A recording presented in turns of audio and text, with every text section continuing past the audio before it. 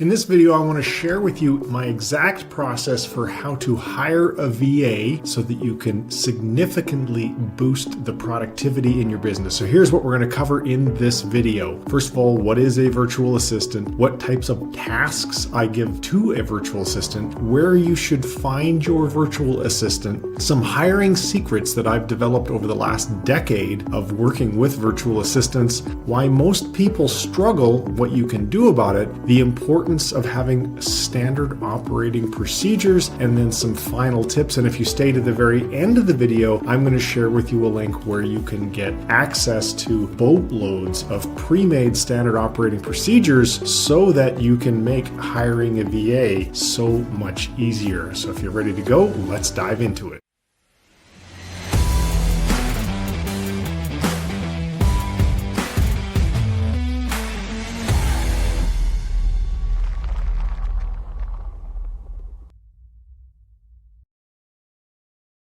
So if you haven't hired a VA before, you might not be entirely sure of the benefits of doing so. And let me just tell you, after having worked with them for the last 10 years, they are the single greatest addition to my secret weapons of my business because they've allowed me to significantly increase my productivity at a very, very affordable cost. And a little bit later, I'm going to give you some super specific examples of all the types of things that I have been delegating to VAs for years. First, let's talk about costs. I typically hire my VAs from the Philippines, although my personal assistant does come from Mexico. And in the Philippines, we're generally paying somewhere in the neighborhood of about $4 an hour. My executive assistant in Mexico, who is college educated, speaks perfect English, and actually even lived in the US for a while, works for about $6 per hour. So obviously much less expensive than trying to hire your typical North American worker. Plus you don't have to provide them with healthcare benefits and so forth. As well,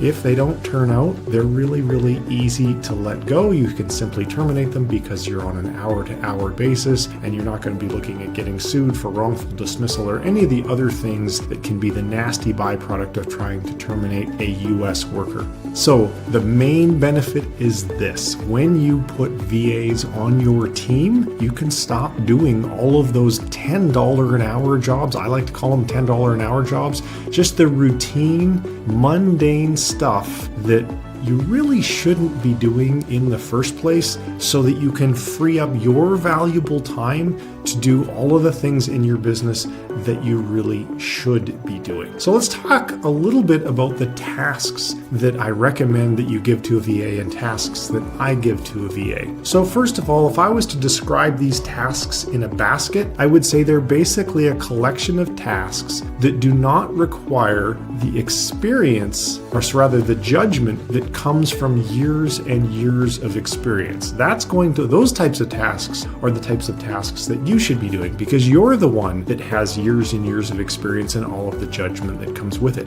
But there is a wide plethora or vast array of other tasks that I'm pretty sure you're doing in your business that you could really stop doing if you were to delegate them to a VA. So let me give you just a couple off the top of my head. So oftentimes I'll say to my VA, hey, give me a list of people that match this and this and this and this criteria. And she will go off and build me a list, maybe their potential podcast guests, maybe their contacts at a given organization, maybe their joint venture partners, just that first level of research that I kind of find mind-numbingly boring and I don't want to do.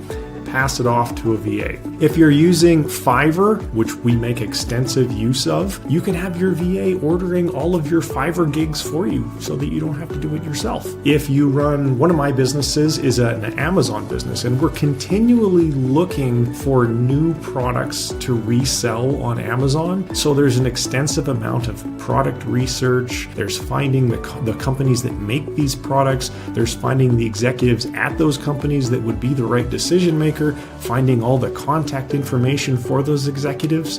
I don't do any of that stuff. I've never done any of that stuff. We all send that over to our VA team to work on. Now, a couple of other things that I do, creating blog posts. Now, they don't write them for me, but everything else around, once the draft of the post is written, like putting it in WordPress and attaching the featured image and choosing the right category and making sure it's formatted correctly and so forth, we have them do all of that. Same thing for my podcast. They play a huge role in helping me manage my social media. And as well, one of my inboxes, my biggest one that gets the most email, is actually fully managed by my executive assistant in Mexico, and she works for approximately $6 an hour, somewhere in that neighborhood. I'm actually not the one sending her the payroll. My wife handles that, so I don't know exactly what it is anymore, but I know it's right in that range. So that saves me an immense amount of time by not having to do that. So now let's talk a little bit about where to find them. Now, I've already kind of given this away a little bit by saying most of our VAs are hired in the Philippines. We have also had success in Mexico. So why would you use, say, Mexico versus the Philippines? In my case, it's very, very simple. I like my executive assistant to be on the same time zone as I am. And while many folks in the Philippines are willing to work North American times, I feel bad about asking people to work like in the middle of the night. So I don't want to impose that on them. And that's why for my executive assistant role, I went to Mexico. For pretty much everybody else, I went over to the Philippines, or oftentimes we, like for example, we have, I don't call them VAs, but we do have a lot of developers as well from India. As a matter of fact, my video editor is also, and Rohan, hi Rohan, I don't even know, I can't think off the top of my head what country Rohan lives in, but it's not Mexico, and I'm pretty sure it's not the Philippines. And I wouldn't call Rohan a virtual assistant, but he is a hugely valuable member of our team, and he's substantially less expensive for editing the video that you're watching. It's substantially less expensive than hiring someone in the United States to do that. So what are the websites where you can find this type of talent? Well, for virtual assistants, we most commonly use Upwork and onlinejobs.ph. And I'm going to give you an example of one of our job listings on onlinejobs.ph. All right, here is an overview, not an overview, one of our exact postings. So looking for part to full-time VA, all training provided, and this is on onlinejobs.ph. So we've got the job overview. We're a growing company, so this job will evolve over time, but for now we're looking for someone to help us run software that generates a spreadsheet of results, etc., etc., etc. So I'm not going to read you the entire description. I will put a link to this post in the description below the video if you would really like to see it. But here's the important thing. Make sure that when you are posting your job, put something unique in the job description that you want them to put into their application. And the reason that that is so important is it will help you to very quickly filter out people who don't do a good job of reading instructions. So you can put like a code word like blueberry or whatever code word you would like, and make sure that you say, like, kind of in the last line of the job description, use the word blueberry in the first sentence of your application or in the subject line or wherever, and that will very quickly help you to filter through large numbers of applicants and get to the people who actually read the entire post and followed your instructions, because having folks that read the entire post and follow your instructions is a very, very important thing. So now what I want to do is I'm actually going to bring my wife on camera here and going to do a very quick little interview with her, because she's the one that hires all of the VAs for our team, and you will hear it directly from her, all of the best practices for hiring and for screening. Tell us, you've hired most of our VAs, if not all of them. How do you go about the job posting and applicant screening process? Good question. So I have hired many of our VAs, and now I have one of our VAs who hires our VAs.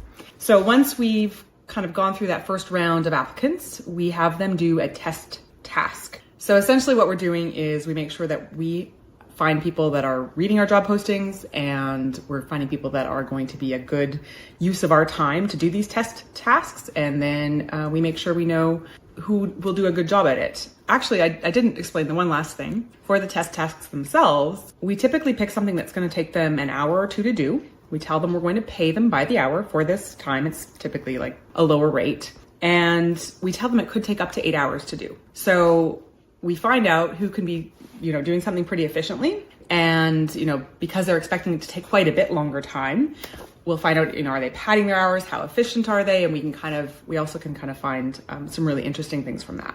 So that's kind of a summary of the whole hiring process. All right, so hopefully you found that clip with my wife Liz very helpful. Now I want to talk a little bit about why a lot of people struggle when they hire VAs. And there's a couple of really common mistakes that they are making. Number one is they're not putting a little blueberry code word or some type of code word in their job postings. So they end up with this huge list of people that they have to filter through. And that's obviously very time consuming to do. Now, the second thing that they do is they do what I'll call traditional interviews instead of what we refer to as a project-based interview. So if you're hiring someone to do a certain procedure, rather than talk to them and get a feel like you would do with a normal US employee because you want to know their career aspirations and want to know a lot about their past and so forth. And while that is absolutely important, with respect to hiring a VA, I'm much more interested in knowing, can they do this thing that I want them to do? So a project-based interview is very simple. You just take, say, 5 of your applicants and you pay them to do the thing. Whatever one of those 5 that does the thing the fastest with the least amount of errors and the fewest questions, well, guess what? That's the person that we're going to hire because they just demonstrated to us that they're going to be really good at doing the thing that we want them to do. Now, if we're hiring for a role where there's going to be more than one thing or the role is going to involve, yes, obviously we are going to put some time into learning more about that individual's desire and aptitude to go have a variety of other things in their job description. But sometimes you're hiring for someone to do just a thing over and over and over and over again, because you don't necessarily have to have one VA that does everything. You can take a specialist approach. For example, we have I guess we'll call it a management layer of VAs. So we have one of our VAs, her name is Des, and she's been with us for a really long time. And over time, she's demonstrated she's really, really good at a lot of stuff. So Des has sort of risen to the top. And then there's other VAs that now report to Des. As a matter of fact, I think, and maybe we covered in the video with my wife, because I haven't actually shot that video as the time that I'm recording this video, Des may have done some of the hiring for us. So by employing multiple VAs, because you don't need to employ them all full time. Some of them are quite happy to work part time. These are some of the things that you need to figure out when you're doing the interview. But by employing multiple VAs, you're giving yourself the opportunity to let the cream rise to the top. And then you can have interactions directly with one VA. And then that VA, just like a regular report or subordinate, would then be managing other VAs that report into them. And that can make your life a whole lot easier. So the final thing is, not the final thing, the next thing why people struggle is they don't have clearly defined processes. And in just a couple of minutes, I'm going to show you some examples of some super clearly defined processes and what those look like. And at the end of this video, if you stay, I'm going to show you where you can get a whole bunch of templates that we've developed and we make freely available. It's super important to give them step-by-step instructions, lots of pictures, lots of big red arrows, literally, like I call it the mom test. If you gave it to your mom, and no offense to the moms out there, but if mom couldn't do it without asking a whole bunch of questions, then your process documentation's not really very good, and your VA is going to have a whole bunch of questions as well. And if you're working with a VA in a different time zone, that going back and forth with questions, especially if they're not working on the same time zone as you, like if they're sleeping when you're awake and vice versa, those questions that go back and forth can really, really slow the process down, and that can get very, very frustrating very quickly. So you want to make sure that you have super well defined documentation so that you avoid that real slowdown that comes from that back and forth communication. And then finally, the last reason why I see a lot of people failing is they have very unrealistic expectations. They're trying to hire a VA maybe that has experience in doing a specific thing, and then they're just kind of like, okay, do the thing, but they don't give them the standard operating procedure, the very clear set of instructions. And that method, really, I think there's landmines all over the place, and I don't know that that's really the best way to do it. The way that we do it is that we always give our VAs a very clearly defined standard operating procedure. We don't really care if they have experience in it or not, because our procedures are so well defined that they pass the MOM test, and therefore that person is able to successfully navigate their way from start to finish in that procedure without having to ask us a whole bunch of questions along the way. So as I've alluded to, standard operating procedures, having those in place are absolutely key to making sure that your work with a VA is very successful. And now I would like to show you a couple of examples of some of the procedures that we've developed. All right, so what you are looking at right now is my standard operating procedure for shooting this YouTube video. And so you can see the title of it is How to Hire a Virtual Assistant, which is exactly the title of this video, or it's very close to it. And then we have approximately 37 steps that are involved in shooting a YouTube video. Research and planning, video development, outline, script, getting a still image, ordering the image, etc. So I want to share with you the sections of this particular workflow that have been assigned to a VA. So research and planning, I could have a VA doing topic brainstorming, although I typically do that myself. Keyword brainstorming, again, I typically do that myself. Keyword research, I could have a VA follow this exact procedure here and narrow down and give me all the data on the keyword research so that I didn't have to do it myself. There's something called the SQL technique. It's explained by my kind of SEO advisor, Brian Dean of Backlinko. So I could have a VA going out and finding videos that match this and then saying, hey Trent, you should watch these videos so you can do the skyscraper technique. I could have the VA looking at my analytics for me, but let's go down. These are some of the things that you could or couldn't do yourself. It's really kind of a judgment call, but I want to go down right here to the YouTube section of the workflow. Upload the video, enter the title. Obviously, I'm going to write the title right in here, but I'm not going to be the one uploading it to YouTube. Enter the description. I'm going to write the description in here. Here's the templated portion of our description. This would be where I would write the custom description. Then there's the thumbnail image. I would provide a still image, and then my assistant in this step would actually order the thumbnail image from Fiverr. So they would upload the image, they'd select the playlists, they would select the audience, just follow these instructions. If we're going to use an end screen, there's instructions for that. So all of this steps, like step 21 through 31, I don't want to do that stuff because it's really routine and it doesn't require the judgment that comes from years and years of experience. It's actually super easy to do. So as long as the instructions are provided in such a way as to pass the MOM test that I talked about earlier, we always have great success with having our VAs do that. So the next thing I want to show you is part of my podcast production process. So let's just bring that over here. So in the podcast production process, and the podcast one is even longer than our YouTube one because I've done a lot more podcasts and there's a lot more details to it. It's, 116 steps currently for podcast production. Now you'll notice as I go through the steps, you see these little icons here. So this is in Flowster, which is this software, and I'm the founder of Flowster if you haven't watched my videos before. You can assign at the template level or individually here, you can basically say, hey, step number 29, I want Joy, that's one of my VAs, she's been working with me for years and years now, I want her to do that one, and she's going to do step 30, and then Carla, who's my EA, she's going to do step 33, and Joy's going to do step 34. I'm responsible for step 35 and 36. Carla is going to do step 41, keyword selection, step 42, and then Joy, order written content, for example. Let's dive into that one. So to order the written content, you still need a keyword. If you don't have a keyword, ensure the prior step, blah, blah, blah, blah, blah. So basically, this is a whole set of instructions for ordering written content to go along with the blog posts that we put on our site whenever time I produce a podcast episode. I've never personally done this, which is why I'm kind of skim reading through it and saying blah, blah, blah, blah, blah. But you can see, here's Carla, and she's messaging Joy, and Joy's messaging her back. So they had a little bit of back and forth about this, but Joy handled this step pretty much from start to finish.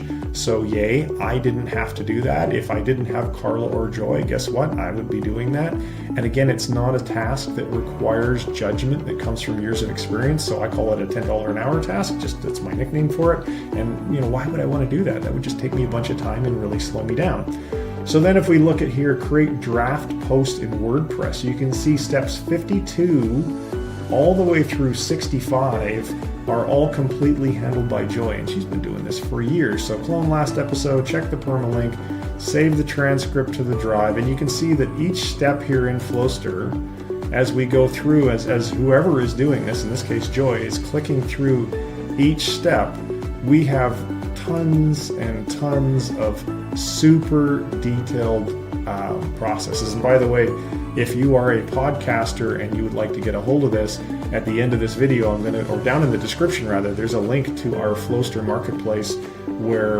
our podcast SOP is available. We have hundreds and hundreds of SOP templates in the Flowster marketplace, or the template library, whatever word you want to use to describe it. You can see right up here, this little button, marketplace.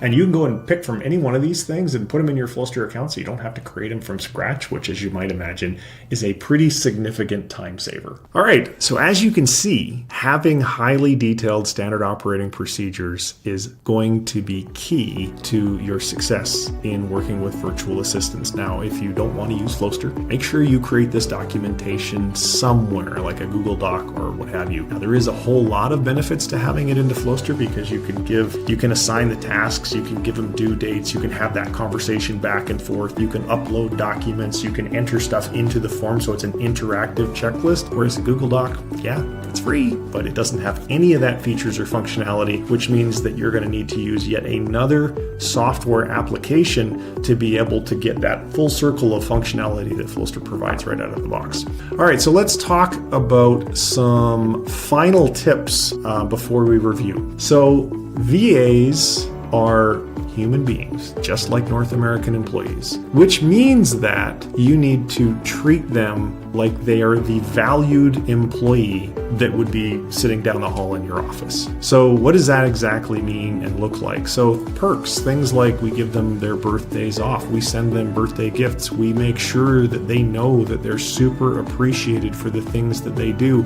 If we get a big win that a VA or VAs have played a role in getting in some way, shape, or form, we make sure that they know that. And if you're hiring from the Philippines, there's a thing called the 13th month, which is an extra month of pay. And we make sure that I'm not sure that every one of our VAs gets the 13th month. Like if they're new or they're very part-time, they might not be getting it. And maybe I covered this in the video or the interview section with my wife that you already watched, but I haven't filmed that yet. But anyway, we do make sure that we really put a lot of effort into making sure that our VAs feel very, very valued.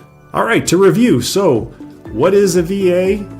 Tasks that I give a VA, where to find your VAs, some of my best hiring secrets, why most people struggle, the importance of standard operating procedures, and some final tips. All right, so as I promised you earlier in the video, down below there is a link to the Flowster SOP template marketplace. And in that marketplace, there are, as you can see, let me just click over to it, literally hundreds and hundreds of different SOP templates that you can add to your Flowster account.